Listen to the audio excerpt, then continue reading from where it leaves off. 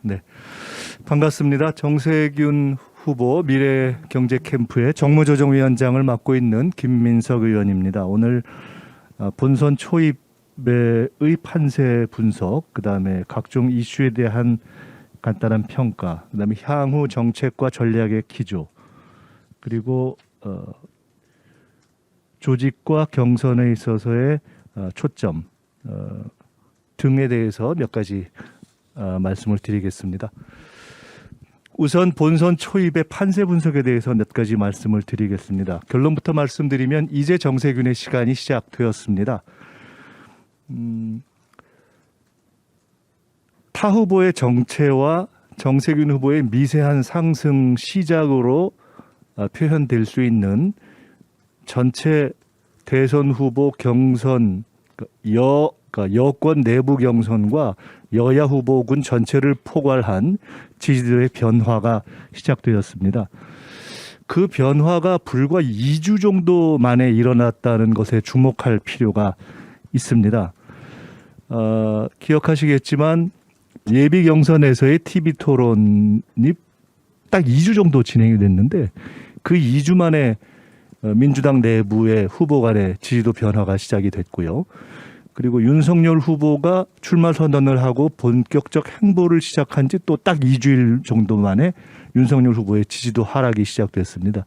즉, 저희의 그 오랜 그 정치적 경험 이런 것이 다시 입증되고 있는 것인데 불과 2주 만에 이렇게 지지도가 출렁거리기 시작한다는 것은 앞으로 여야의 2개월, 3개월 정도의 경선 구도에서 얼마나 다양한 드라마가 펼쳐질 것인가 하는 것을 예고하는 것이라고 볼 수 있습니다.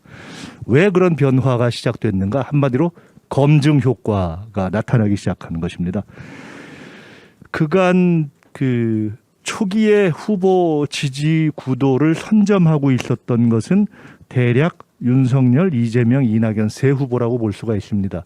돌이켜보시면 이낙연 후보가 상당 기간 약 40% 정도의 지지율을 유지하고 있다가 빠졌었고요. 그리고 그 이후 국면에서 이재명, 윤석열 후보가 팽팽하게 맞서는 구도를 형성하면서 사실상 여야의 앞서는 그 구도를 세 후보가 선점하고 있었다 이렇게 보실 수 있을 겁니다. 이것이 변하기 시작한 겁니다. 몇 가지 현상을 적시하면 첫째로는 이재명, 윤석열 두 후보가 공히 하락하기 시작했습니다. 두 번째로 그러면서 이재명, 윤석열 두 분의 1대1 구도로 대표되던 그 구도가 동요하기 시작했습니다. 다시 말하면 윤석열 후보에 대응한 가상 대결 구도에서 이재명 후보만 접전을 형성하는 구도에서 예를 들어 이낙연 후보가 조금 더 접전권으로 들어가기 시작했습니다. 이것은 이낙연 후보의 부상도 반영하는 것이지만 이낙연 후보뿐만이 아니라 이재명 후보가 아닌 다른 후보들도 접전권에 들어가기 시작했다는 것이 더 중요한 특징이다 보시면 될 것입니다. 이낙연 후보가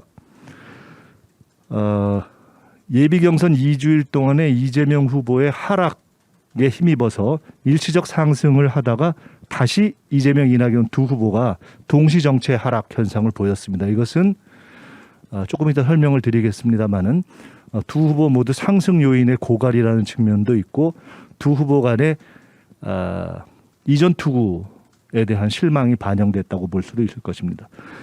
윤석열 후보가 검증 행보가 시작돼서 아까 말씀드렸듯이 2주일 만에 하락하다가 입당으로 해서 일시 상승을 보이고 있는 것이 어제 오늘 여론조사에서 드러나고 있지만 이것은 일시적인 소재이기 때문에 결국 곧 다시 하락할 것이다 예상합니다. 미세한 조짐이긴 하지만 정세균 후보의 호남에서의 지지율이 올랐다 하는 조사 결과가 나왔습니다. 잘 아시겠지만 선거에서의 흐름이라는 것은 지지의 상승 하락의 폭보다 중요한 것은 추세입니다. 최초로 정세균 후보가 오랜 정체 기간, 즉 아까 3자 선점 구도에 불가피하게 따른 오랜 정체 기간과 바닥을 다지는 기간을 거쳐 미세하지만 여권 지지율의 핵심 변동의 원천지인 호남에서 눈에 띌 만한 상승세를 보이기 시작했다는 것은 대단히 주목할 만한 상황이다. 이러한 대여섯 가지의 상황을 종합하면 아까 말씀드렸듯이 변화가 시작되었다 하는 것으로 정리할 수가 있을 것입니다. 그 원인은 제가 아까 말씀드렸듯이 검증 효과의 시작입니다. 그러면 검증 효과는 왜 나타나기 시작하고 있는가? 검증에서의 핵심 요소인 도덕성, 정체성, 정책, 본선 승리 이 네 가지 모두에 대해서 선점하고 있던 후보들에 대한 의문이 생기기 시작한 겁니다. 우리 편인가? 도덕적인가? 정책은 안정적인가? 본선에서 승리할 수 있는가? 이 네 가지 질문 모두에 대해서 지금 여야에 선점했던 후보들에 대해서 그 지지자들이 문제를 제기하기 시작했다. 이렇게 보시면 될 것 같습니다.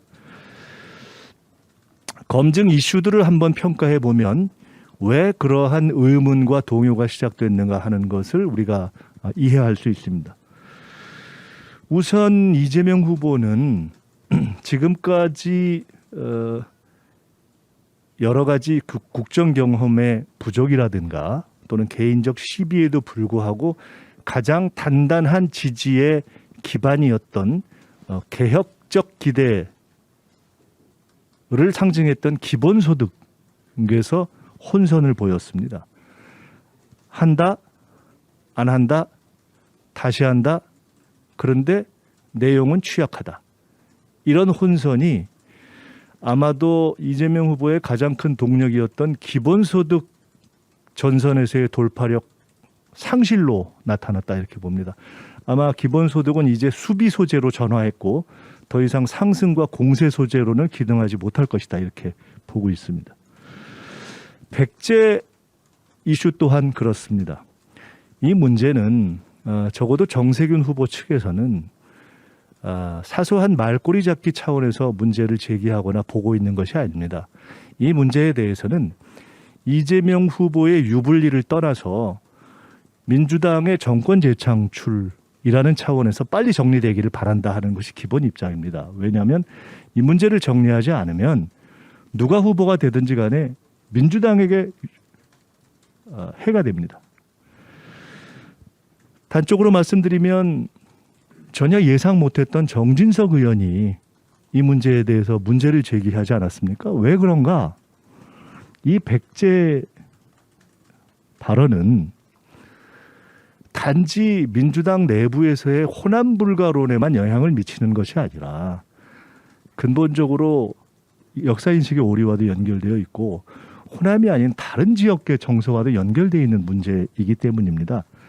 이재명 후보께서 백제 쪽이 한 번도 한반도 역사를 주도한 적이 없다 이렇게 말씀하셨는데 이것은 백제가 5천 년을 존재한 것이 아니기 때문에 백제 쪽에 해당하는 지역을 뜻하는 것으로 해석하는 것이 명확하고 백제 쪽에 해당하는 지역에는 호남뿐만 아니라 충청 그리고 백제의 수도였던 위례를 포함한 중부권 지역이 다 포괄되어 있습니다.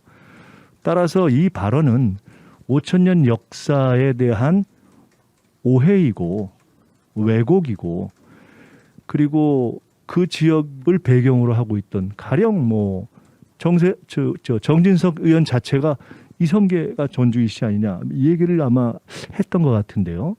여기 아니면 아마 제가 다른 학자의 이야기를 들었던 것 같습니다. 의외로 이 부분은 본선에서 논란이 될 가능성이 상당히 있는 문제다. 그래서 이 문제는 지금은 당내에서의 호남불가론 차원에서 문제가 되고 있지만 본선으로 가면 한편으로는 역사인식의 어떤 진중함의 문제 그리고 또 한편으로는 호남 이외에 충청을 포함한 다른 지역의 문제로 불가피하게 연결이 될 것이고 이미 정진석 의원의 발언에서 예고됐기 때문에 이 문제에 대해서는 가벼운 실수이면 가벼운 실수로 이렇게 처리하고 정리하고 사과하고 넘기는 것이 좋다 하는 것이 정세균 후보의 인식입니다. 이 문제는 고집할 일이 아니다 하는 겁니다. 아까 기본소득 전선이 그렇고 두 번째로 백제 문제가 그래도 일각에서는 언론에서 이 문제를 제기한 것이 하고 논란이 된 것이 이재명 후보에게 유리하냐 이낙연 후보에게 유리하냐 이렇게 얘기하는데 이건 그런 문제가 전혀 아니다 하는 차원에서 정리가 필요하다고 말씀드립니다. 개인적 문제의 논란 과정에도 있었습니다만은 그 문제에 대해서는 말씀드리지 않겠습니다. 백제 문제를 그 이재명 후보 캠프 측에서 언론을 고발한 것도 이미 우리 캠프에서 입장을 냈지만 별로 적절하지는 않다고 봅니다. 그렇기 때문에 이 문제는 그냥 간단하게 지난 TV 토론에서 후보가 확인하고 요구했던 대로 지역적 확장력이라는 용어를 쓰셨는지 안 쓰셨는지만 간단히 확인하고 사실관계 확인에 기초해서 유감 표명을 하면 끝나는 문제다 이렇게 보고 있습니다. 이낙연 후보와 관련해서 제기됐던 이슈들을 돌이켜 보시면 탄핵 논란이 있고 주로 정책과 관련해서는 부동산 정책이 검증의 대상이 된 것 같습니다.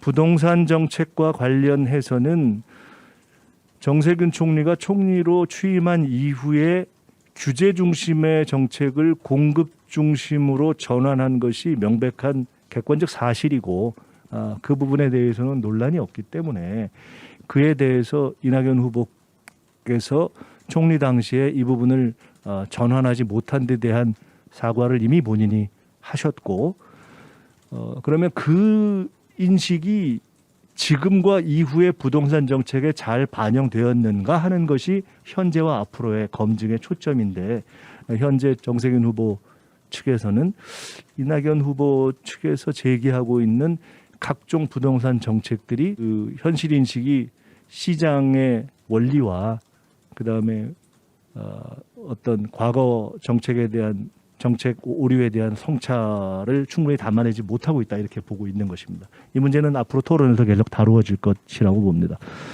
정세균 후보께서 이낙연 후보의 탄핵 문제 당시에 대해서 아마 토론 때 지적을 하셨는데 다른 후보들이 어떤 표를 던졌느냐, 찬성표를 던졌느냐, 반대표를 던졌느냐라고 질문한 것과는 달리 정세균 후보는 찬성표냐 반대표냐에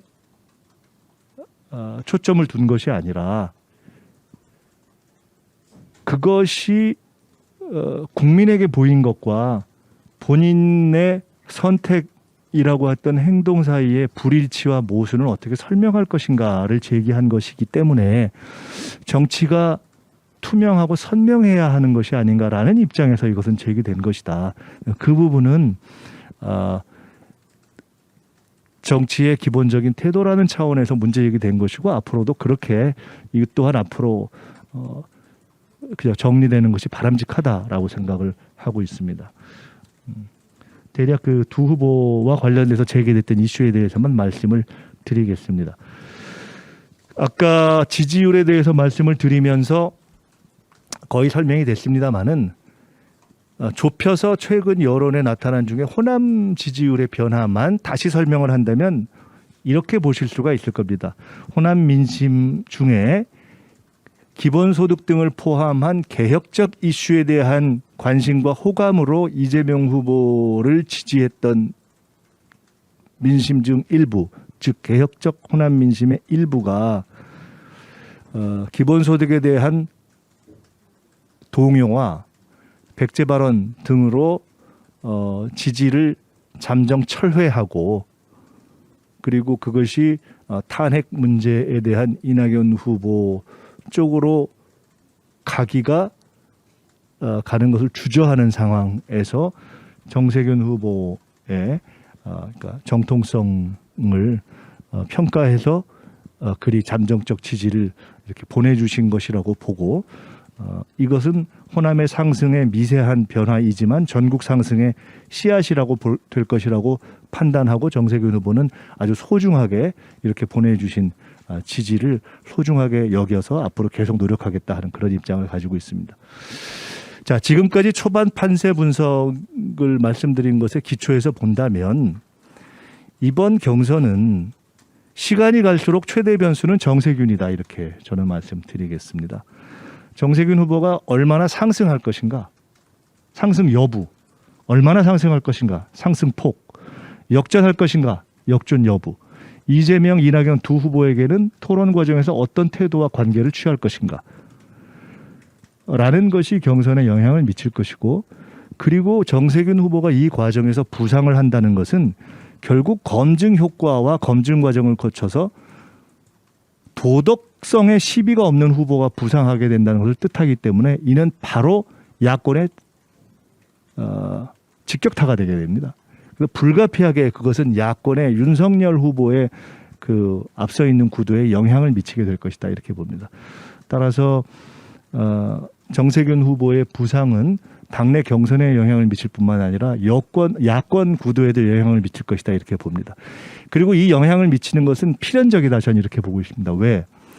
정세균 후보는 1차전 충청부터 시작되는 선거인단 조사에서 현재까지의 여론조사로 나타나는 지지율보다 선전할 것이다 이렇게 100% 장담합니다. 왜냐하면 이것은 일반 여론조사로 승부가 나는 것이 아니라 당원과 지지자들로 구성되어 있는 적극성 있는 선거인단 투표이기 때문에 현재의 그 분산성을 갖고 있는 여론조사보다 분명히 더 좋은 결과가 나올 것이다라고 확신하고 있습니다. 이 부분에 대해서는 뭐 주객관적으로 동일한 판단을 내리고 계실 거라고 봅니다. 따라서 흔히 이야기하는 빅3의 삼국지는 이제 진짜 시작되었다. 이렇게 말씀을 드리겠습니다. 초반 판세 분석을 이렇게 했고요. 이후 조사의 흐름에 대해서 예측을 한두 가지 드리겠습니다. 아까도 말씀드렸지만 이재명 후보의 상승 소재는 고갈되어서 적체 상태를 유지할 것이라고 보고 있습니다. 사이다도 고갈되었고 개혁의 기본소득은 출구를 찾을 것이기 때문에 그렇습니다. 이낙연 후보의 하락했다가 일시 상승했던 상승 소재도 아마 탈핵 논란 국면을 거치면서 정체 국면으로 들어간 것이 아니냐, 고갈 국면으로 들어간 것이 아니냐 이렇게 보고 있습니다. 또 하나 흥미롭게 보실 것은 앞으로 언론에서 만약에 야권 후보의 가상 대결 조사를 거기에 포함되는 후보군을 좀 넓힌다면 매우 흥미로운 조사 결과가 나올 것이다. 저희는 이렇게 보고 있습니다. 즉 윤석열 대 이재명 후보를 붙였던 것이 지금까지 종래의 결과 보통 방식입니다. 거기에 윤석열 대 이낙연까지를 붙이니까 꽤 접전군으로 들어갔다 제가 아까 말씀드렸지 않습니까? 여기에 아마 민주당 후보군 6을 다 붙이면 저는 대략 접전군과 비접전군으로 대별될 것이라고 봅니다. 접전군에 곧 다음 주 정도를 지나면 이재명, 이낙연, 정세균이 올라갈 것이다. 그래서 윤석열 후보에 대응하는 가상대결 접전군에 대략 그 셋이 들어갈 것이다라는 뜻은 윤석열 후보가 떨어진과 함께 이재명 후보가 아니고 이낙연 후보로도 괜찮겠나 하는 그러한 인식을 확대시킬 것이다. 즉 민주당 지지자들의 입장에서 본다면 하락하는 윤석열, 도덕성 시비가 있는 윤석열에 대응해서 어떤 접전군 후보를 내보내는 것이 당의 입장에서도 가장 타당하고 본선 승리에서도 가장 안정적일 것인가에 대한 판단 기준이 점차 생길 것이다 라고 보고 있습니다. 제가 대략 접전군 후보가 셋으로 좁혀질 것이다, 부상할 것이다 라고 말씀드렸고 저희는 내부적으로 이미 그 조사를 해봤습니다. 현재까지 저희가 완전히 이긴다 이렇게 볼 수는 없지만은 민주당 내의 6 후보군 가운데 완연하게 접전군 후보와 비접전군 후보가 갈리고 있고 그 접전군 속에 이재명, 이낙연 후보와 정세균 후보의 차이는 그리 크지 않다. 그래서 이 검증이 진행될수록 저희의 본선 경쟁력은 입증되어 갈 것이다 이렇게 말씀드리겠습니다. 이런 것 때문에 최근 한 1, 2주를 거치면서 이제 예비 경선 기간을 끝내고 첫 TV 토론까지 마친 상황에서의 정세균 캠프의 내부 분위기는 한마디로 자신감의 회복이다 이렇게 말씀드릴 수 있습니다. 정세균 캠프와 후보는 완연히 자신감을 회복했습니다. 크게 두 번째 말씀을 드리겠습니다. 향후의 정책과 전략에 대한 말씀을 드리겠습니다.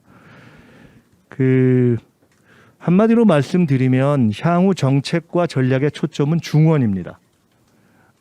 저희는 중원에 집중하겠습니다. 이것은 출신지의 의미가 아니라 종합적인 의미이고 또 출신지가 어디냐 문제가 아니라 소구력을 가지고 있느냐의 문제입니다. 중원이 결국은 경선과 본선의 승리를 결정하게 될 것입니다. 이 중원에는 지역적인 의미도 있을 수 있고 흔히 이야기하는 뭐 충청, 강원, 전북 등등을 포함하는, 근데 그보다는 오히려 더 이념적인 의미, 즉 통합적인 중간지대라는 의미가 있을 수 있고요. 또 세대라는 의미도 담을 수 있습니다.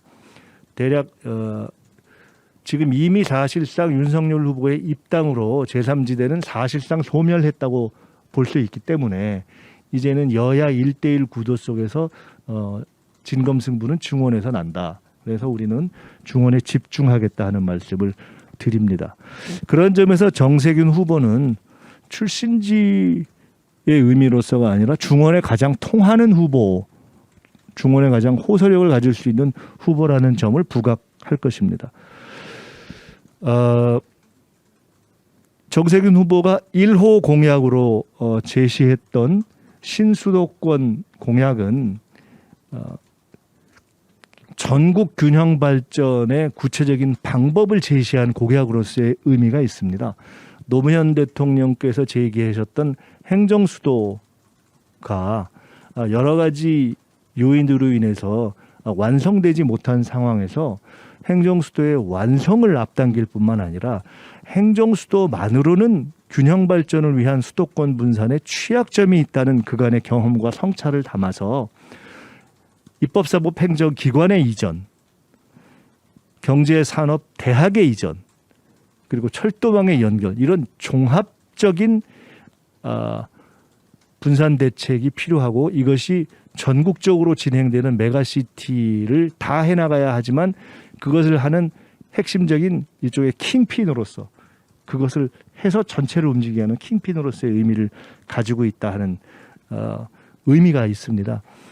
그런데 이게 참 우연스럽게도 이것을 저희가 1호 공약으로 규정 발전에 대해서 오래 고민해온, 아시다시피 노무현 대통령 후보 시절에 정세균 후보가 정책실장이었습니다. 그래서 정세균 후보가 그때부터라든가 노무현 정부 때도 그렇고 규정 발전에서 오래 고민해 와서 오래 다듬어온 1호 공약인데 마침 또 충청권이 1차전이 돼서 저희가 이거 참 공교롭다 이렇게 생각을 하고 있습니다. 자, 이 정책과 관련해서 후속 정책들을 몇 가지 말씀드리겠습니다. 저희는 앞으로 여러 가지 정책들을 계속 내겠지만 다음 몇 가지를 조금 주력해서 준비를 하고 있습니다. 첫째는 부동산과 관련한 정책입니다.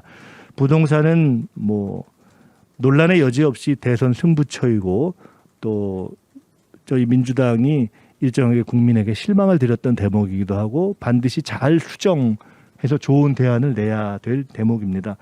이 점에 있어서 공급 중시 정책으로의 전환을 주도했던 정세균 후보는 책임감을 가지고 있고 현 경선 과정에서 제기되고 있는 이재명, 이낙연, 추미애 후보 등 다른 후보의 부동산 정책을 검토한 결과 여전히 관념적인 급진주의의 오류에 빠져 있다 이렇게 판단을 하고 있습니다. 그래서 이 문제에 대해서 저희들이 보다 더 디테일을 갖춘 그러한 정책을 다시 이미 제기한 바 있지만 다시 제기하겠습니다. 두 번째로는 성장입니다. 성장과 경제에 대해서 정세균 후보가 역시 코로나 이후에 가장 중요한 문제가 경제와 경제 회복과 질 좋은 성장이라고 문제를 가장 먼저 지금 제기한 것입니다.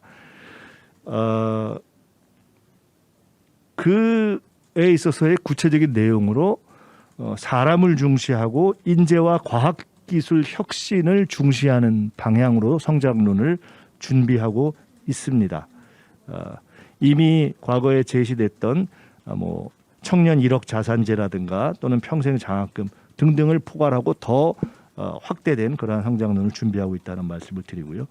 세 번째로는 기본소득에 대한 대안을 종합해서 말씀드릴 것입니다. 이미 이 문제에 대해서는 일관되게 이야기를 해왔지만 한마디로 얘기하면 지금 소액현금을 획일적으로 전 국민에게 나눠주는 기본소득보다는 기초연금이나 장애연금이나 기초생활보증을 강화하는 맞춤형 지원과 함께 주거 교육 돌봄 보건 의료에서의 국민 필수 서비스를 제공하는 것이 맞다 하는 그러한 정책 조합, 이러한 전국민 필수 서비스라는 관점에서 준비를 하고 있고, 사실은 이것이 기본소득보다는 우선적이고 더 필요한 방향이다 하는 것에 대해서는 보편적 복지국가를 지향해왔던 민주당의 정책 전문가들은 다 알고 있습니다. 그 정세균 후보는 참고로 상기드리면 2010년, 2008년에서 2010년 당시 지방선거에서 무상급식 당시에 그 당대표로서 그 부분을 정리했던 당대표이기도 합니다. 네 번째로는 개헌 정치개혁 지방분권 부분을 정리해서 계속 말씀을 드릴 것입니다. 이렇게 주된 초점에 있는 정책과 함께 여러 정책들을 말씀드리겠습니다. 큰 세 번째 주제로서 조직과 경선의 문제입니다. 이거 그냥 줌으로 들어가. 조직과 경선의 문제는 한마디로 말씀드리면 1차전 충청에서의 이변을 기대하라 이것입니다. 1차전 충청에 집중할 것입니다. 그리고 정세균 후보를 찍으면 충청은 뜬다. 신수도권의 핵심으로서의 충청은 뜬다. 이렇게 말씀드리겠습니다. 저희의 후보와 의원들의 그리고 조직의 역량을 총 집중하겠습니다. 이 충청에서는 이변이 일어날 것입니다. 이번 경선에서의 이변은 충청권부터 시작될 것입니다. 현재 이른바 빅3 이외에 4위 이하의 추격이 좀 어려운 공간이라고 봅니다. 조직이라든가 여러 가지 상황 속에서 밀집되어 있고 중도성이 있는 부분이어서 결국은 소위 빅3 간의 진검승부가 펼쳐질 텐데, 저희는 명확한 정책, 그다음에 조직의 집중, 그리고 이미 지지를 표명해 주신 양승조 지사님, 또 이광재 의원님 등등의 조직적 어떤 기반을 힘입고, 또 이번에 저희가 신수도권 정책에서 발표한 내용 중에 핵심에 해당하는 강호축, X축을 제시하신 그 이시종 지사님의 정책을 저희가 명료하게 승계한 그런 정책적인 어떤 공감대의 기초에서 저희가 이변을 만들어낼 수 있다 이렇게 보고 있습니다. 여기 우리 안규백 총괄본부장님이 오셨습니다마는 안규백 총괄본부장님의 지휘로 우리 후보뿐만 아니라 모든 의원들이 충청권에 8월 한 달 동안 휴가를 반납하고 집중할 것이다 이렇게 말씀을 드리겠습니다. 8월 3일 날 오송에서 저희가 행사를 하는데요. 그것은 이번에 충청, 강원, 전북을 포함한 신수도권을 제기했고, 그중에 충청 1차전에 대비해서 일단 충청권 경선 출발을 하는 자리다 이렇게 보시면 될 것 같습니다. 그래서 그날은 제목을 충청 신수도권 선포식이다 이렇게 되어 있습니다. 이시종 지사께서 공식적으로 지지를 하거나 하시기는 어렵고요. 그러나 그날 초청 강연 연사로 오시기로 되어 있고, 이어서 8월 3일 오송, 8월 10일 대전역, 8월 17일 천안 아산, 이렇게 해서 저희는 마치 최고회의를 돌아가면서 하듯이 저희 캠프 전체의 회의를 충청권에서 할 것이다 이렇게 말씀드리겠습니다. 큰 네 번째 주제로 경선 방식에 대해서 말씀드리겠습니다. 저희는 치열한 검증은 찬성하고 치졸한 네거티브는 반대한다 이렇게 말씀드리겠습니다. 이 점에서 세 가지를 다시 요구합니다. 첫째, 1대1 끝장 토론을 다시 요구합니다. 당에서 네거티브를 하지 말자라는 말씀을 계속 하시고 그리고 경선에 대한 관심 제고를 위해서 다양한 이 오락적 요소를 담은 다양한 기획을 연구하시는 것 같은데, 경선에 대한 관심을 높이고 경선에서 네거티브를 없애는 최상의 길은 치열한 토론을 만들어내는 것입니다. 그래서 그 가장 좋은 방법은 1대1 끝장 토론이다. 1대1 끝장 토론을 하면 이슈를 얼버무리고 넘어가기도 어렵고 품격 없는 네거티브를 하기도 어렵다. 이것이야말로 당과 후보들의 품격을 높이고 본선 경쟁력을 높이는 것이다. 그래서 1대1 끝장 토론은 이미 박용진 후보도 찬성을 해주셨고, 이제 후보께서 직접, 정세균 후보께서 직접 각 후보들에게 요청을 하셔서 모든 후보들이 저는 공감하기를 기대하고 있고요.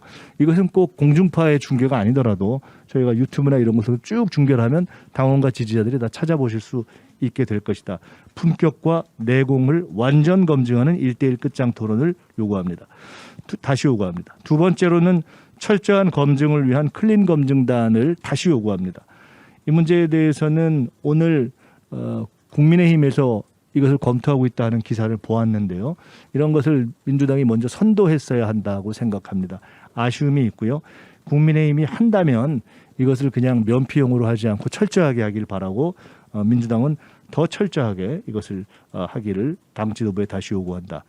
세 번째로 필요하다면 대리인 토론도 할 수 있다. 후보뿐만 아니라 후보 캠프, 그다음에 후보 국정운영 역량 이런 것들을 다 우리가 점검해야 하고 후보들이 다 점검하기 어려운 쟁점들이 있을 수 있기 때문에 과거 지방선거에서도 사용되고 했었던 이러한 대리인 토론도 필요하면 할 수 있다 이렇게 말씀드립니다.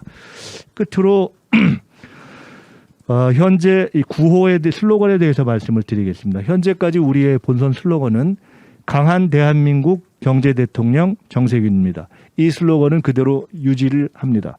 강한 대한민국, 국민이 강한 대한민국을 만드는 경제대통령 정세균인데 그것을 공정과 균형을 강조하면서 공정과 균형으로 강한 대한민국을 만들 경제대통령 정세균이라고 저희들이 계속 국민들께 설명을 해나가면서 이번 1차전 기간 동안에는 믿는다 정세균이라는 구호를 함께 쓰겠다 하는 말씀을 드립니다. 지금까지 설명드린 대로 경선 과정을 통해서 드러난 바 핵심은 신뢰성입니다. 정책도 정체성도 도덕성도 사람됨도 정직성도 통합 능력도 국정운영 능력도 본선 승리도 믿을 수 있는가가 핵심입니다. 정세균 후보와 다른 여야 핵심 후보들을 차별화하는 가장 큰 강점은 신뢰성이라고 보고 있기 때문에 믿는다 정세균 그리고 충청에서의 이변도 믿는다 하는 차원에서 믿는다 정세균을 함께 쓰겠다 하는 말씀을 드렸습니다. 조금 길었지만 전체적인 기조를 한번 설명드리는 게 좋아서 이렇게 말씀을 드리겠습니다. 자, 질문 있으면 해주십시오.